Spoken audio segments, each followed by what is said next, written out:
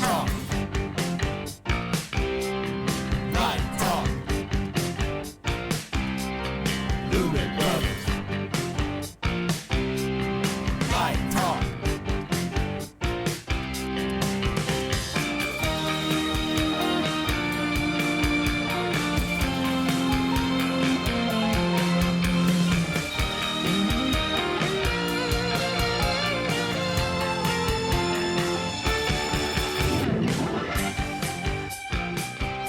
Hey, this is Steve in Dallas, Texas. It's Wednesday morning, my friend, and you are listening to Light Talk. And this is Ellen, hard at work on the tropical island of St. Bart's, and you are listening to Light Talk. Coming to you direct from Chicago, Illinois, this is Dennis. And if you don't already know, you're tuned into Light Talk, and we are the Lumen Brothers. And Sister. Oh, I'm sorry, Ellen, you're right again. Welcome, everyone, to episode 482, and today we chat with New Jersey's own David Grill.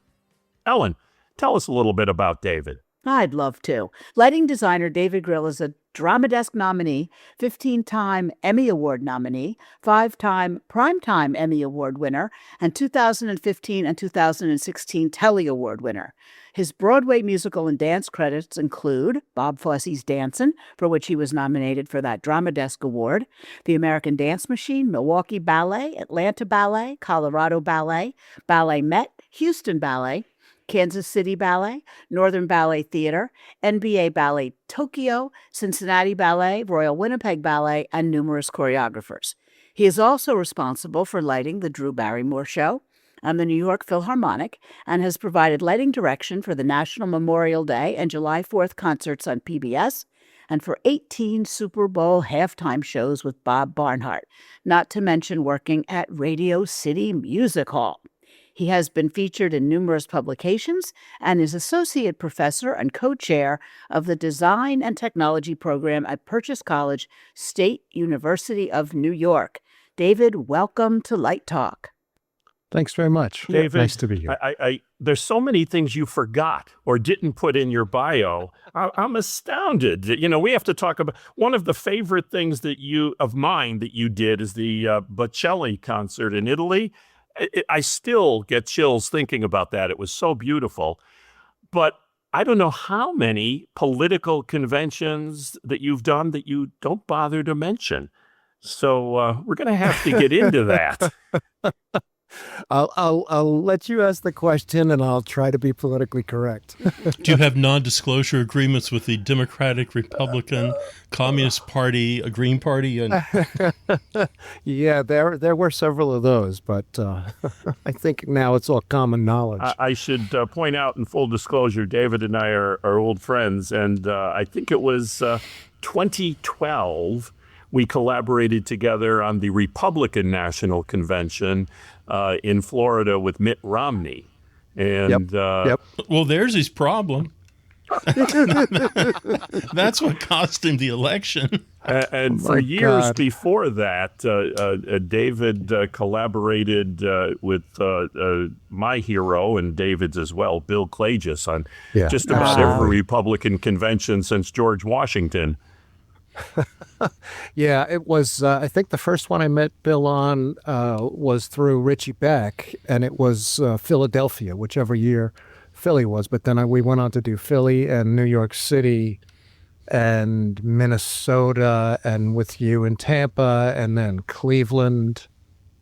Yeah, Wow, a lot. that's impressive. Quite a few. Yeah, New York City was where I first met you, I believe, in 1980, I think that was, or...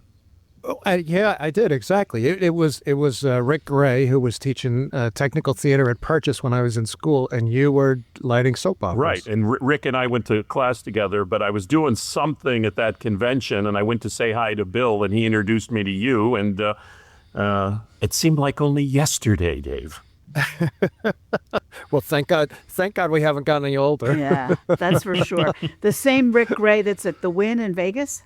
Yep. Yes. Okay. Yep. That is Rick. Yeah, Rick Oh, and there I you went go. to school Great together. guy. He's great. I adore him. Yeah, yeah. He taught technical theater at Purchase when I was there. Oh, Actually, I okay. just saw him. We just did it. We just did a 50th graduating class reunion barbecue at Purchase. Wow. And Rick was the furthest traveler to come and join Oh, us. okay. It was amazing to see him after all those Wasn't years. Yeah. wasn't he? Because we went out to supper at LDI. He was telling me he was going to like Macau or Shanghai or somewhere to do the new Wynn casino out there. Yeah, I know that they have one in Macau. I'm not sure about Shanghai, but I know Macau because actually a fellow named Wyatt DeFreitas, who was one of Rick's students around my time as well, Rick enlisted his help out in Macau. I mean, you've had such a long career.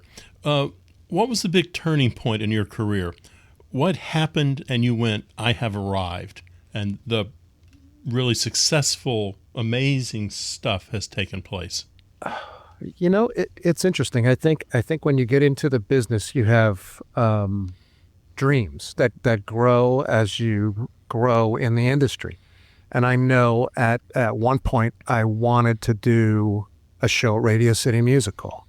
And happened to, when I got into the union, I started drafting with Ken Billington, and that got me to eventually become an associate on the Christmas show at Radio City, which was fantastic. And then I think at one point I wanted to do something at Disney, because when I was a kid, my grandparents lived in Orlando, and I was down there for the opening in, I think it was 1972 at Disney World, and they hired me to do a show at Cinderella's Castle, which was fantastic. And then, from there, then it was always just different things that you are fascinated by or are, creatively inspired by, the different ballets. Oh, God, I always wanted to do a Broadway show, and ended up doing a Broadway show, both as an associate and then as a designer, and television as well. It really has been a joyous path that, everything builds upon each other. That's, continually keeps you inspired and moving down the proverbial road, I guess. I was going to follow up with the thing we spoke with Isabella last week. She was called by a producer, and she said, you sure you got the right person? You sure you want to talk to me? Was there a moment like that for you? You got a call and went, I can't believe they're calling me?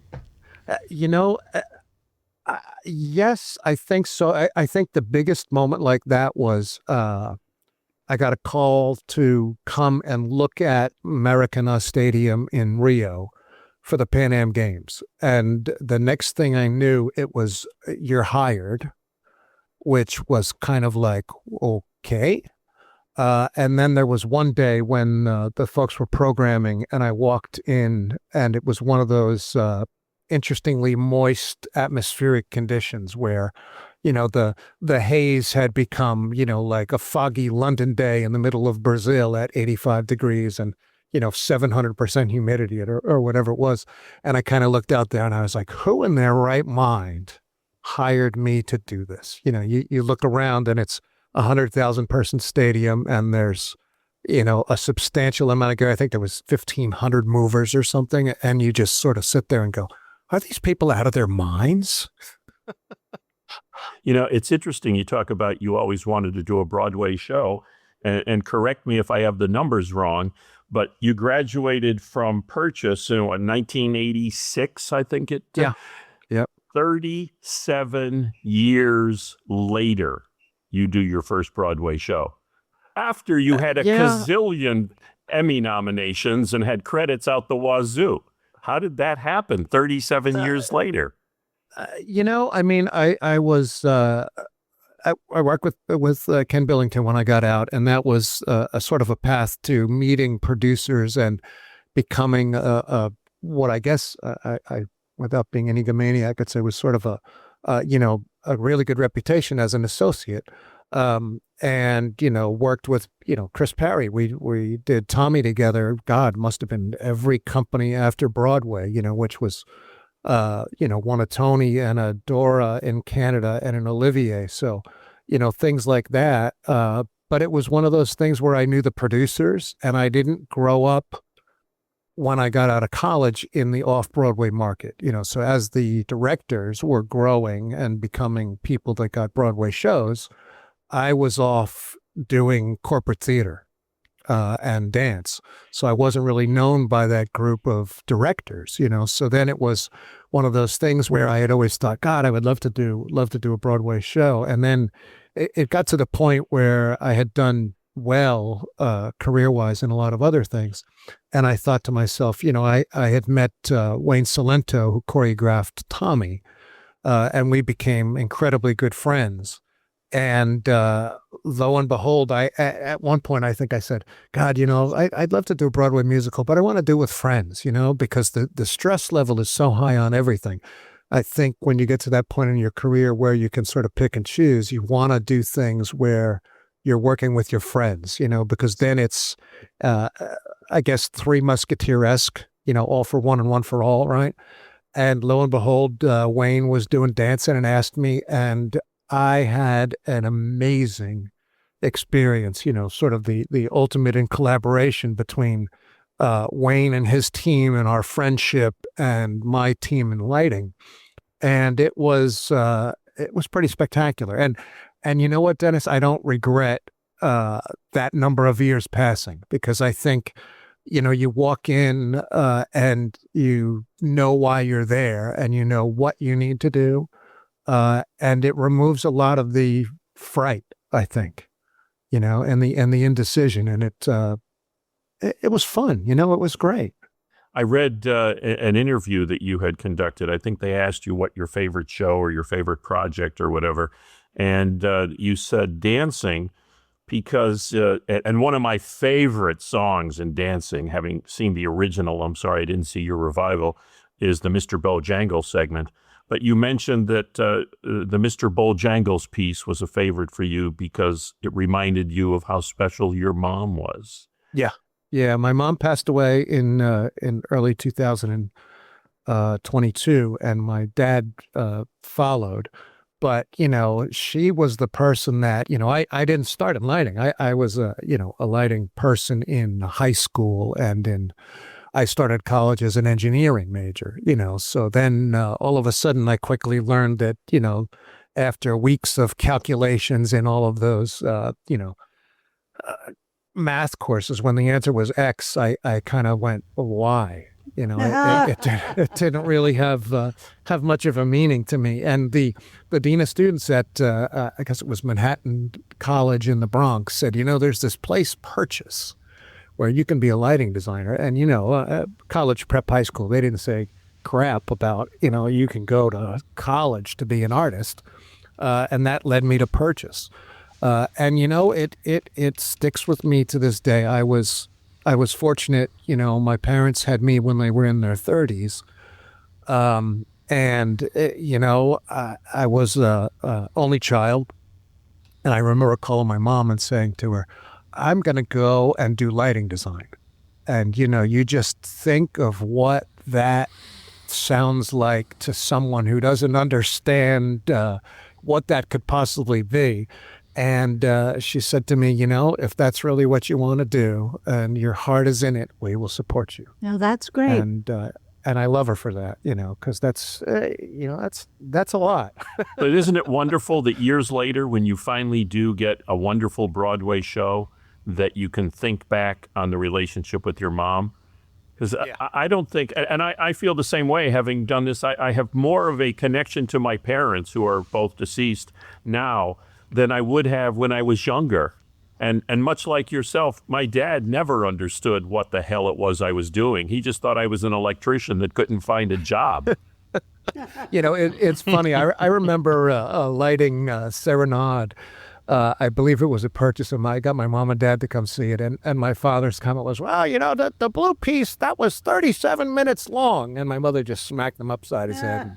And it was like, oh, my God. She's like, that's not what he was looking for, John. But aren't those moments great, David, when you can think back on that? I mean, they were great. And to the whole Radio City thing, it's my mom used to go to Radio City with her mom, my grandmother, when she was a kid, to see movies and to see the Rockettes. And at one point I was working with Brian Monahan and helping him with Frank Sinatra, and got my mom and dad tickets to Frank Sinatra. All of a sudden after that, my mother knew what I did for a living. And it was the same way actually at Radio City. My dad, I was doing Anne Margaret and the Rockettes with Ken Billington, and got my parents to see it, and my dad got to meet Anne Margaret. And it was, after that point in time, it was my son as a lighting designer. Oh, What a great moment. that's sweet. But how did you go from like being a great assistant to Ken to being like the dance maven? Well, when I was in college, I used to work as much as I could at the Performing Arts Center at school. And Dance Theater of Harlem made a deal with the college where they were archiving their repertoire with video. And then they were doing performances afterwards. And I needed to make money. And I was working on the crew for that. And I got really friendly with Paul Moore, who was the production stage manager. Then he went on to he was like the business agent of the directors, it was the Editors Guild in New York City. And he was also one of the reps at Local 829. And he introduced me to all the right people. And then something opened up where, the Workshop Ensemble, which was their second company, was looking for somebody to do lighting. And then there were also at school, in order to graduate, dancers needed to do dance projects, both dancing in and choreographing. Excuse me. So, it was natural. It was a way to really experience lighting and get in at the most low level of, working on senior projects with fellow students and a lot of really good choreographers. And that was sort of the thing that I fell in love with. It was, and you know what, Ellen, it was like, people used to say, oh, you'd say, what do you do for a living? You'd say, oh, lighting designer. And they'd be like, at Rickles, which was, Home Depot before Home Depot, it was like the light bulb store, right? And then you would be like, no, not quite. And you really didn't want to explain it to them. And then you would say, it's like rock and roll. And then they'd be like, oh yeah, great. And then they would leave you alone. And then at a certain point, I came to this conclusion, and I don't even know how. And I said, you know what I do? I choreograph with light. Oh, that's a great line. Great description. Yeah. And I think that was it. Dance teaches you how to move everything. What paintbrush is it? What the timing is? How do you get from a place to a place? How do you move the audience's eyes? And then also, how do you forward the story? Even if there isn't a story in dance, there is a beginning, middle, and an end. So how do you help do that? And that really, and I still love doing that. Absolutely and the lighting, adore it. unless you're doing, like a full-length classic ballet, there's quite often not a full set in dance. So the lighting Exactly. is really the scenic element in a way. Well, and it's great too, because you're painting beautiful bodies that are generally, even if they weren't in costumes, you look at the musculature that a dancer has, Right. and it's a joy to light. Right. Yeah, absolutely. It teaches you a lot about lighting too, angles and Absolutely. And it also teaches you about what dancers need, which is part of collaboration, which is part of a conversation that you're going to have with whomever the performer is that you're working with. It's an opportunity to really get into their world and invite them into your world. Do you play an instrument, David? I played a trumpet poorly in high school. So you understand the reading music and you have a musical sense then? Yeah, I have a musical sense. I doubt that I could be proficient and tell you where we are in the music, but yes, I understand musicality, which is another part of it, right? Timing and musicality. yeah. Yeah, it's interesting because you've done your career is so music oriented between dance and look at all the halftime shows you've done. You've done what, 15, 20 Super Bowl halftime shows? Yeah, I think it's in 18 or something like that. Yeah, the bio says 18. Talk to us Yeah. about that, because that is quite an experience. I've talked to Bob Barnhart about it a couple of times, and not only is it a huge setup for a very short show, but there's so much pre-planning so that it can all come together in 7 minutes. No, absolutely. I mean, I started, I became really friendly with Bob, and he invited me to program for him on Super Bowl 32, which was my first one, which was San Diego, back in the day when it was, a mishmash of every artist you could imagine, and if you think back to the origins of it, you had the Up With People halftime shows, you had the Disney character halftime shows. And now it certainly has expanded and grown, but it was great to get in that era when it was sort of, maybe not politically correct, but an appendage to the Super Bowl. It certainly wasn't treated then the way it is now by the NFL. It was a pain in the NFL's butt in the middle of the massive football game. Who do you think changed that? Because you also had the Bob Yanni years, and Yep. you had the Up With People, and then all of a sudden that was all abandoned, and it was something completely new and fresh. Yeah, it's interesting. Dennis had mentioned, I guess it was 2001 was the first of the MTV halftime shows. Was Aerosmith and NSYNC and Britney Spears and Mary J. Blige, I think, and Nelly. Maybe I'm forgetting some other people. And that was the first one where it was different. It was appealing to a whole different audience. And then I think that sort of scratched the surface. It was still, I think, not necessarily like it's seen today, like a major part of the Super Bowl. It was still, the show in the middle of the biggest show, right? But I think the where the entire attitude of the NFL changed was the Rolling Stones. I'm not by any stretch of the imagination an expert on this. It also seems to me that it had something to do with figuring out how to light a stadium so that shows didn't have to be, Michael Jackson performed at 2 or 3 o'clock in the afternoon. All of a sudden that shift to nighttime NFL games, and something happened there too. Well, yeah, and it's interesting that you say that, Steve, because, it's, I think it's a 3 o'clock game if it's on the West Coast, and then it shifts up to like a 6 o'clock game if it's on the East Coast, because it's all designed to work with the international audience, right? So if you're on the East Coast or Central Time, it's probably going to be a nighttime event. As it shifts, and I think back to Katy Perry when we were in Phoenix, and you sit there and the game is going fast, and you're looking out of the roof going, oh my God, we may not be dark, and talk about frightening. Well, Bad Bunny was in light this year. Yep. Well, West Coast game. Sunlight, yep. Yep. Exactly. So there are times when it is definitely going to be a daytime show, and then there are times when it's going to be a nighttime show, and then there are times when you're at the mercy of how fast the game is played.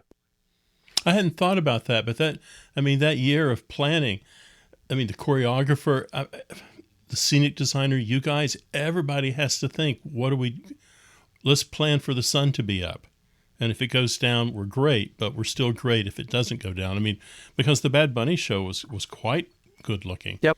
We often take questions from students and viewers. And since you mentioned the 2001 Super Bowl 35 halftime show, I had a question come in from a Lumen brother, gentleman named Bob Barnhart. And Bob said, I'd like to give you a story and see what David Grill thinks. When we lit the 2001 Super Bowl halftime show, we had to wait for 9 hours to take the field and put on the halftime show. There happened to be a minivan bench that was removed and was sitting under a tree in our compound. For most of the day, while we were waiting, Dave could be found passed out under a tarp on the minivan bench. My question is, ask David what part of this story he'd like to tell about what happened the day before. Oh, God, I will get even with him next week. That's all I can tell you.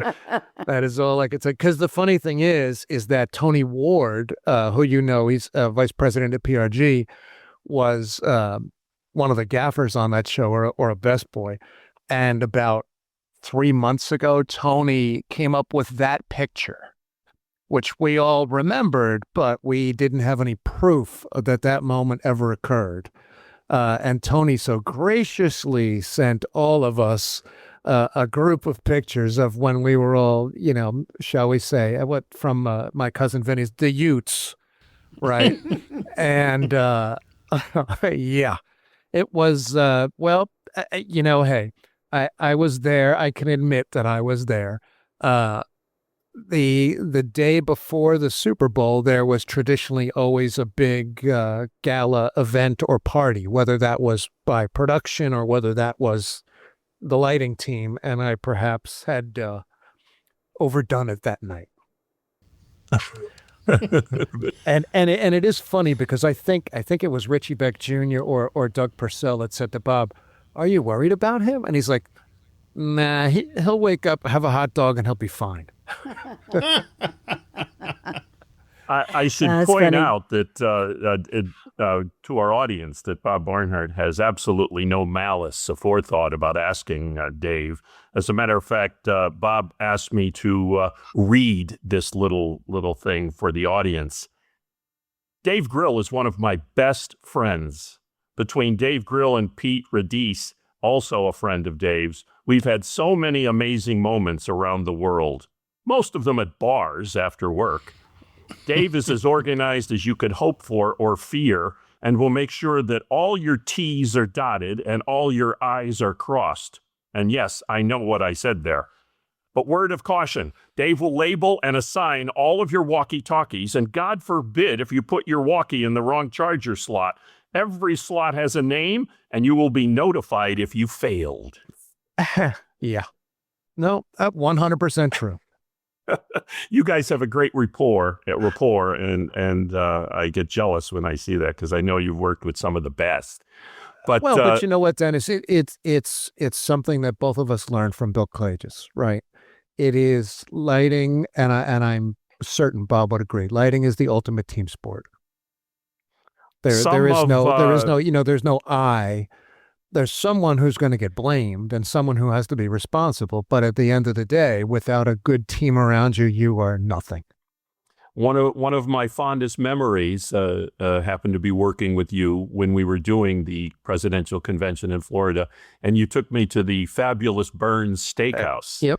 And actually, several jobs that we hooked up on. I've had the best steak dinners out on the road with you. Well, but you know what the thing is, Bob always says it. No matter what you're left with on any of these shows, you're always left with the stories, right? And Bill Klages was the person who, the first day I was in Philly with Bill, he said, Dave, where are we going to dinner tonight? And I picked dinner, and we walked out of dinner, and I heard him saying to Richie Beck Sr., he said, he'll be great. Because I guess Bill had figured out that, if Richie was going to say that I should come, that I was competent to do the job. But, he was always a person who was like, why would you want to work with someone that you didn't want to have dinner with? Well, we've said that repeatedly on Right. this show Absolutely. many times. And Absolutely. And it's Absolutely. the truth. It's, who you're working with, and then it's all about the stories later on. Yep. And it's funny, too, because, Paul Sonnleitner, who programs and is my right hand on a lot of different shows, his son went to the Air Force Academy, and I think they were having one of those father-son chats at some point, and his son said to me, Dad, it's just about surviving to dinner. I like that. That's a great line. That's perfect. Or I've got to get to the next meal. And, it's pretty true. You walk in the morning, you're like, all right, where are we going to lunch today? Where are we going to dinner? And then I need to accomplish this before that's where I go. I didn't mean to distract you from the Super Bowl stories, but while you were talking about Super Bowl 35, I wanted to ask Bob's question. Going back to that, of those 18 Super Bowls, do you have a favorite or one that stood out? We asked that same question to Bruce Rogers, who we had on the show right after the Bad Bunny halftime show. And now we toss that question out to you. Oh, God. I think from a memorable standpoint for me, it was Prince was really memorable. Gaga was really memorable. And Gaga was a favorite of mine. Yeah, and I think Shakira and J-Lo as well, which and God Bless the World, we won Emmys for both Gaga and for Shakira and J-Lo. You got a free umbrella from the Prince show, I hope. Well, Prince was unbelievable because, you always get to see the final rehearsal, right? And the final rehearsal was great. It was great. But the moment that it started raining, Prince went from great to godlike. It was that memorable, the energy level that he came out with. And, you're never going to top a marching band playing Purple Rain with Prince in the Purple Rain. It's just not going to happen. You could never recreate that moment in time. So that was pure magic, and I also think, like the Gaga and the J-Lo Shakira ones, I think that they transcended just a musical moment in the middle of a football game. To me, they also had statements about the world and were talking about, where we are, where we could go, and who we, not me as the artist, but we as all the people that are watching, where those groups of people, we as a whole, can go. And I think those are, it's like an Olympics opening ceremony, right? It's those moments when the world comes together and you feel like you've made a difference. Those I think are the things that really are, emblazoned in my mind. Was there a Super Bowl that you and your team kind of took a great exhalation of breath and go, we dodged a bullet? Honestly, Steve, every one of them, I think you do that because, you rehearse it and you've got, X amount of minutes. I think it's a 8-minute setup and a 5 takedown or something.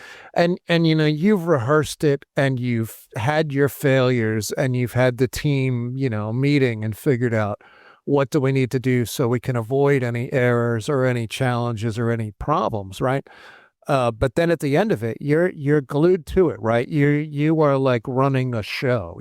This is where you go next. This is where you go next. If you're on the field, you're saying, okay, we've done that checklist. Everything's working. This is ready to go.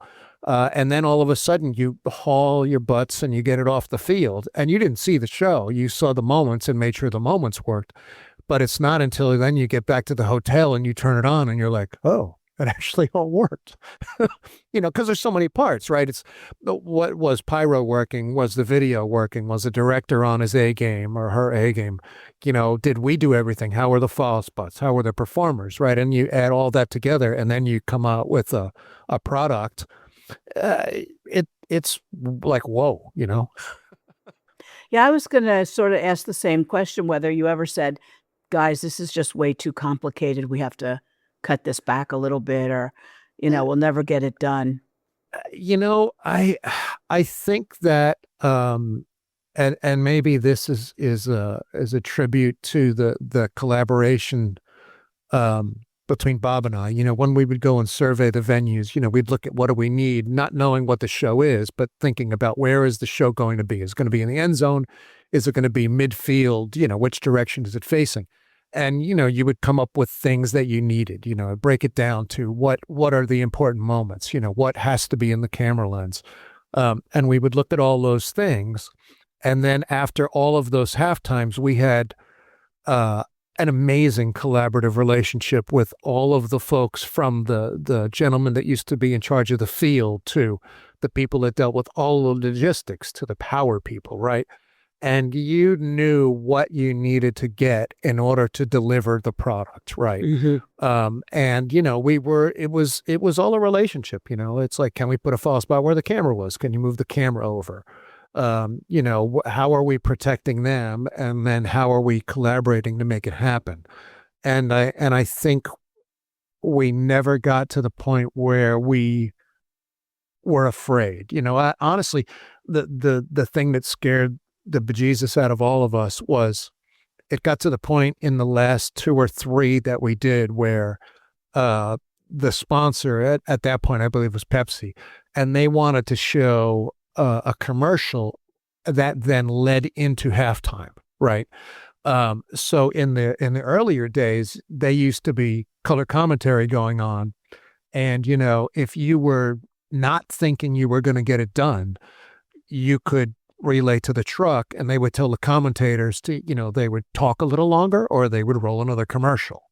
Right. But the moment that, the sponsor said, well, we want our commercial to roll into it, that means that you're committing a minute or two earlier than you used to be. And there would still be lights calibrating or plugs being made. And it was all about, you'd have to think about what is the first camera shot. If that light is late coming online, will you get to the next camera shot? And that honestly, that's scared the crap out of all of us. I bet. Yeah. Yeah, because there's like the highest viewed sporting event concert anywhere, right? Yeah. Yeah, absolutely.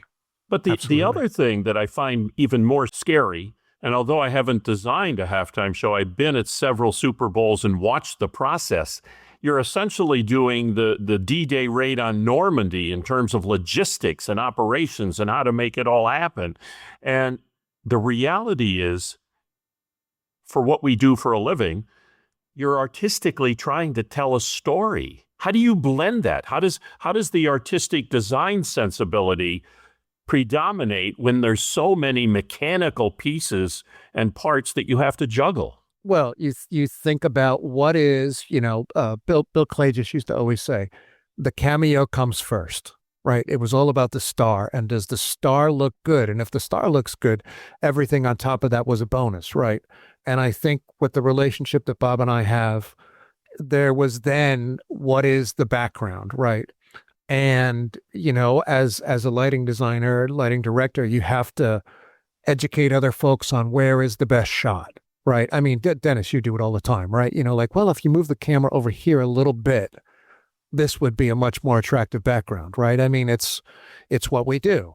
And I think our ability to work with people and, to sort of guide those moments helped you understand, right? Because if you don't understand that a show of that scale, right, and any of these shows, right, that are stadium shows, if you don't understand where you are, why didn't you do it in a warehouse? Right. You have to understand the relationship of the small scale, which is the single individual that's on the camera. And then when you pull back, you have to understand what the venue is that's in, and then how does that help tell the story, right? And those are those moments that I think we cherish. You look at Bruno Mars, which was at the Meadowlands, right?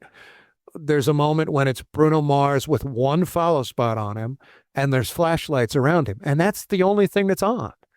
And that moment says a lot. But then, back up 2 songs before that, and the place was, exploding with fireworks, and there were, 1,200 beams of light. It's part of the story, right? And you just have to take yourself on that journey with the director and where the cameras are going. One of the Super Bowls that I was at working for NBC Sports, you designed the lighting, was the Justin Timberlake in Minnesota. What you're describing is exactly what you did there in terms of going from black to dark to highlight to single sources and then a gazillion lights. Well, you have to, right? You have to, right? I mean, I don't remember who it was, but that's that old adage, right? Without the highest high, you can't have the lowest low, right? I mean, it's the same. It's the equivalent visually, right? You have to have the small moments, otherwise, where are you going to go? And quite frankly, that's a challenge that we have in any of these shows. The Super Bowl is fortunate because it's 10 minutes, right? So 10 minutes, what you have, and you get to let the audience experience that in 10 minutes. Go and do Grammys, Oscars, Tonys, Olympics, Pan American Games, any of those. At a certain point, you get to that moment where you look at the pyro department and say, are you doing something at the end? Because I've done everything that I can humanly do with the rig that I have and the budget that I had. And how are we going to do this, right? And you have to really be targeted at, not showing everyone everything in the first minute and a half. I thought that Justin Timberlake halftime show, I don't remember seeing anything like that until I saw it. And I thought, this looks really kind of simple, but it wasn't, and it was incredibly ambitious. And the different places you were going to, I remember when he started in the locker room or something and came down a hallway. Club. I Club. mean, I thought this is clever. This is very clever. Yeah, and well, he was an interesting collaborator too. I know Bob spent a lot of time with him, and there is a really wonderful collaboration. Similar to Lady Gaga. I mean, it was just amazing the collaboration that you have with some of those artists. Who was the director on those? Was that a Mishner or was it somebody else? On Prince was Don Misher, Justin, and the ones from Justin on, and in and around that time was Hamish Hamilton. Okay. Right.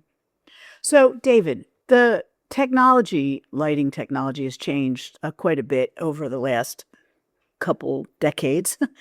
Does it impact your design, or do you just sort of go with the flow? Absolutely, right. And I think that applies to in the theater to in the stadium. Mm-hmm. God knows, back in the day, Prince, right? It was synchro lights, 7Ks.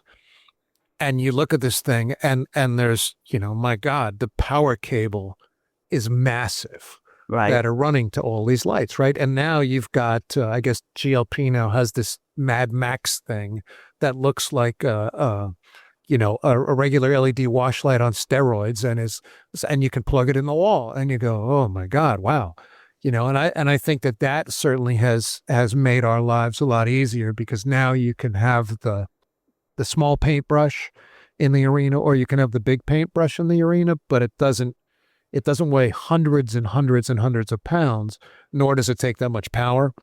And I think the other thing that has really changed the way we think about things philosophically is now they make lights you can use in the rain. Because, God knows, we used a lot of lights in the rain that you never should have used in the rain, right? And you would cover them and you would pray and believe in God or not, we never got washed out, shall we say, right? Now, lucky you. I can't say that. I know, right? But Diana Ross can't say that either in Central Park. She went down. I think that was Bill Klages who lit probably, that. Yeah. Down to one follow spot, hanging on for dear life. Yeah, and that's exactly it. Now we have the technology where, no matter what the atmospheric conditions are, you still have light, and it's more powerful. So you don't have to say, oh God, I need. Well, I mean, Dennis, the convention in Cleveland. We were trimming it 85 feet because they wanted to see the scoreboard. So every light, Ellen, it was, sort of lit from four directions, right? Because you never know where the camera is. We triple hung it. There were 3 movers going to every place from 4 sides because it was the throw was so far and you couldn't generate enough light level at that distance. Speaking of the technology, I had read in an interview that you had said that when you were doing dancing, there was not one single incandescent fixture in the rig. Yep. Is that a first on a Broadway show where there's absolutely all LEDs? I don't know. Because I see a lot of shows and it's usually a hybrid mix of stuff. Absolutely. I don't know. I'm sure there was probably someone before dancing that did it. But it was, the way that it worked, it was interesting, and there's positives and negatives, right? I mean, hey, we were all born and raised on incandescent sources, and, the beauty of that light as it dims and how that changes the color is pretty magnificent, right? And all the other things that we learned about incandescent sources, how do you get them all to come up evenly, right? I mean, those are all things that we've learned.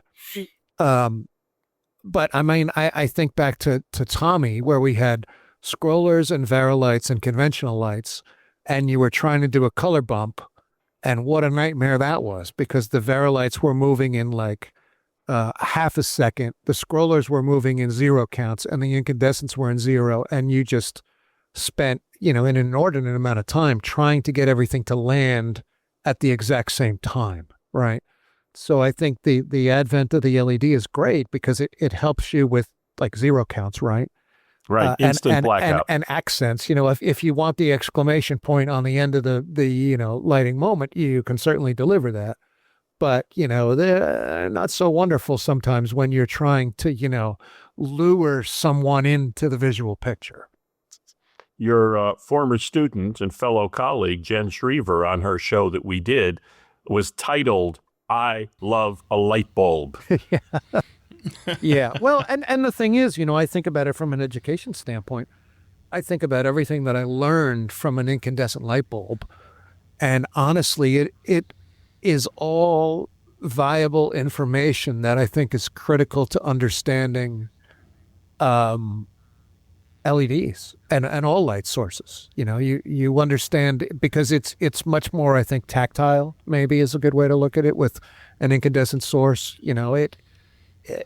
you can coax it as opposed to having to manipulate it, which I think is the way that I look about an LED, right? Like, how do you make an LED work in spite of its deficiencies? Sort of like real light as opposed to LED light. Yeah. I mean, I have to say that sometimes, you love an LED because if you've got like, Roscoe 83 at full and you're like, oh, it's a little overpowering, I'd like to be a little dimmer, and you can take it to 50 or 30 or 20 or, God knows on some of these LEDs to 02, right? And it's still too damn bright. But it's the same color, which is great because you can apply the color without, having to go and change all the light bulbs to smaller light bulbs. But pluses and minuses. But you're right. It's you end up having to do something to customize the fixture. I just put a bunch of high-end system lights in a studio, and I couldn't get them to fade low enough, and I was operating them at 02, 04, like you're saying.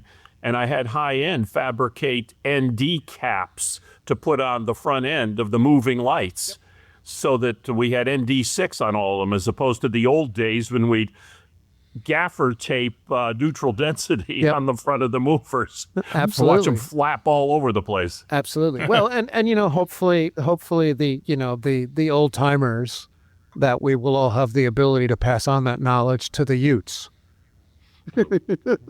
You mean the ones that don't know what a gel book is? Yeah, Right. Yeah, those things. You've got me intrigued there, Dennis. Does that ND cap fit on the Halcyon Silent by any chance? They can do that. I put them on Lone Stars. Okay. Cool. You've inspired me. Oh, there you go. David, what did you do during the pandemic? I taught. Okay, we that's good. we were vehemently opposed to the world of the Zoom. So we finished up. I think we left in the middle of March, and we finished the year on Zoom. And then we just insisted that no, you have to be in person. And I think dance came back at Purchase, and we came back, and acting, and maybe some art and design people, but the rest of the campus was empty. And that, enabled us to come back with, everyone 6 foot apart on everything. And, not ideal situations, but I think, the impetus behind live theater is that you have to be able to be around people where you can sense, are they breathing? Are they silent? Are they talking? Are they waiting for the next moment?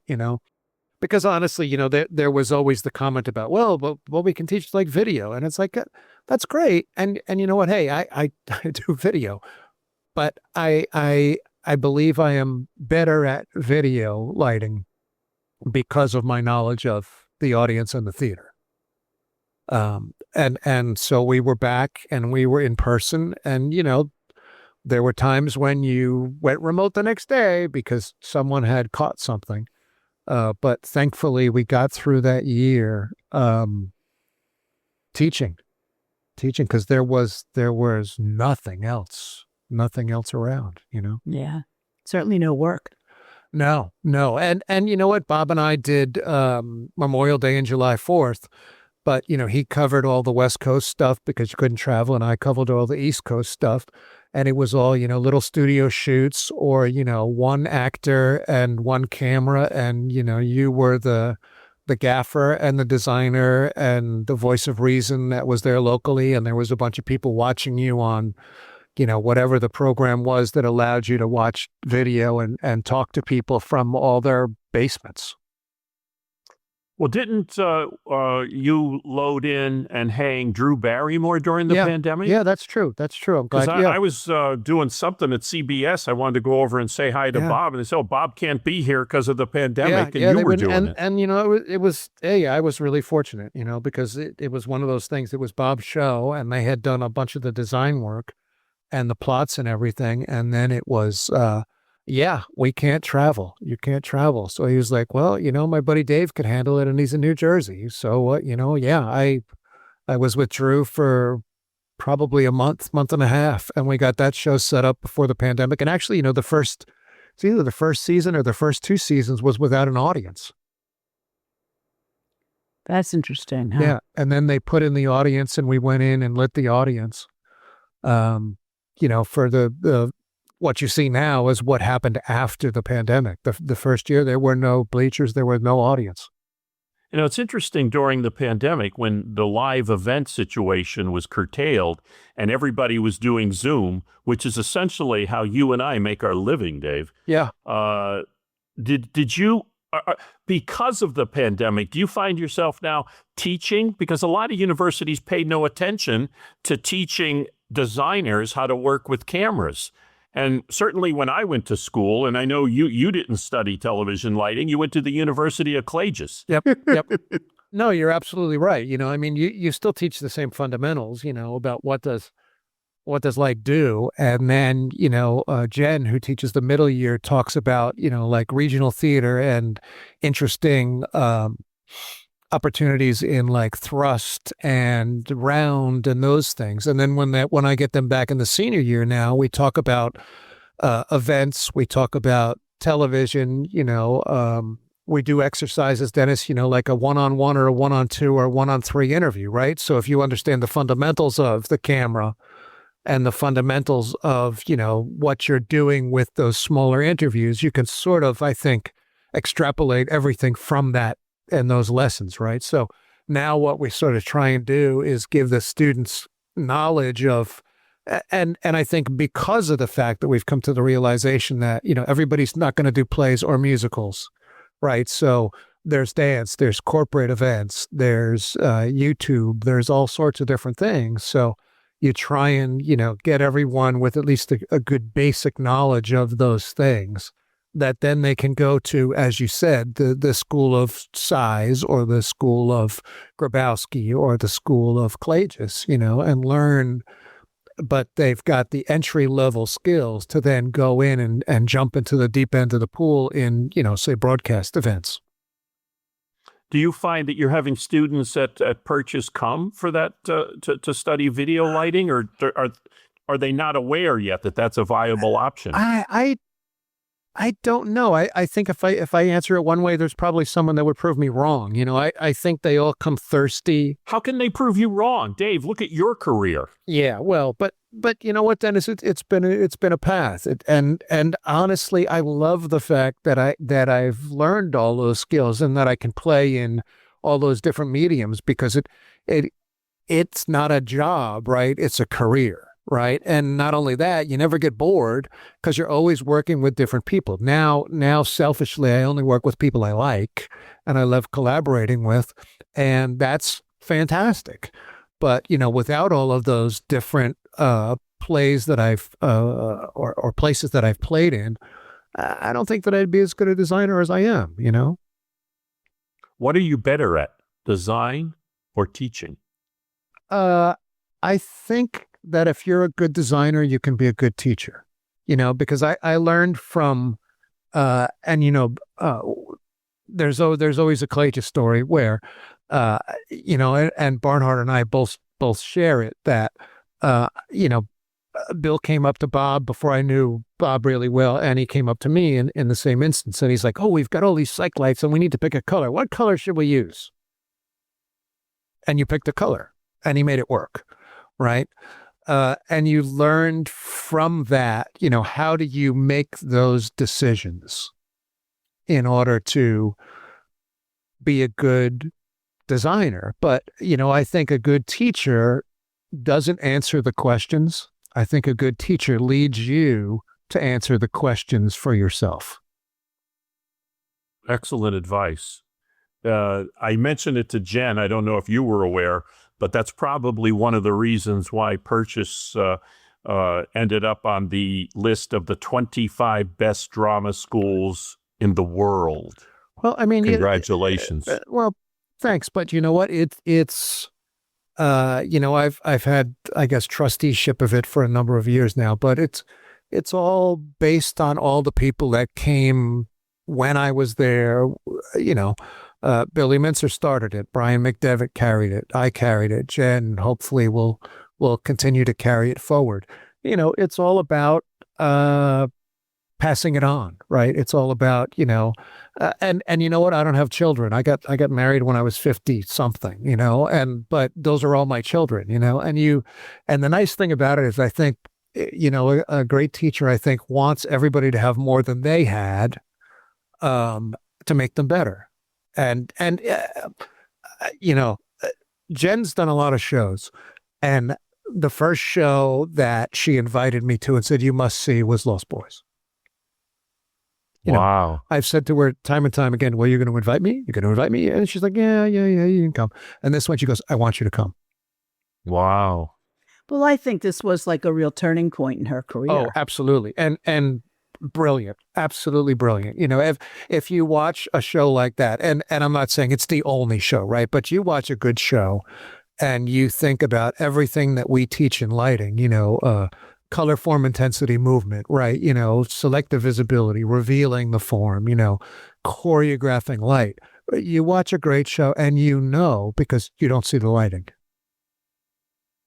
You understand the story because of the lighting as being part of the story and how you tell the story.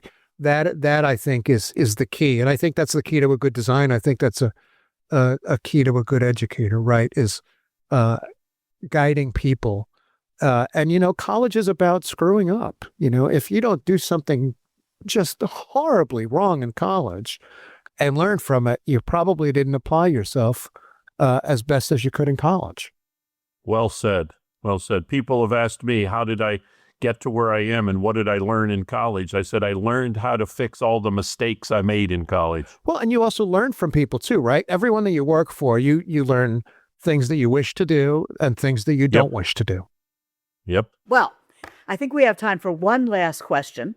And we want to ask David what advice he would give either to his 19-year-old self or to the kids who are coming up behind him. I would say, look upon your life as a career, never a job, right? Because we're fortunate to be able to be part of the industry, regardless of which way we choose to go, right? Whether that's design, direction, programming, right? You're always going to be part of the process. So embrace the process, enjoy the process, be true to yourself, and always go having done all of your homework and then some, because I think the process and the collaboration is that which we all covet and that we all strive to be brilliant at. And I think that then affects everyone who sees our work. And that always is something that you can look back upon and perhaps I've always said lighting designers have a little bit of a Napoleonic complex, right? Because you want control. But when the audience, you tell them when to breathe and when they shouldn't breathe, that's wonderful, right? Because then you see that emotion and they don't know where it came from, but it makes you smile and it makes you cry. Well, that's great advice. Good advice. Yep. I'm going to cry myself. Aww. The rocking sounds of the Luminoids tell us once again that you've spent another Wednesday morning listening to Light Talk. You can hear our show on just about every podcast site out there. Check out our website on lighttalk.org and be sure to follow us on Facebook and subscribe to our podcast. That way you will never miss a second of Light Talk insanity. No guarantee is offered regarding the accuracy of any statements or opinions made on this podcast. However, Hey, listeners of this pathetic gibberish. You haven't heard from me for a while. David's been keeping me pretty busy with our own light talk after dark, if you know what I mean. But trust and believe, if you do decide to litigate, you will have to deal with me, Snoot from the Snoot Group, and I'm not any softer, so don't f*** with me. Light Talk is coming to you today from the tropical paradise St. Bart's, the Lone Star State, Mahwah, New Jersey, and the entertainment capital of the Midwest, that windy city of Chicago, Illinois. be sure to join us next week when we dive into more lighting shenanigans and serve up a fresh, piping hot casserole of nonsense.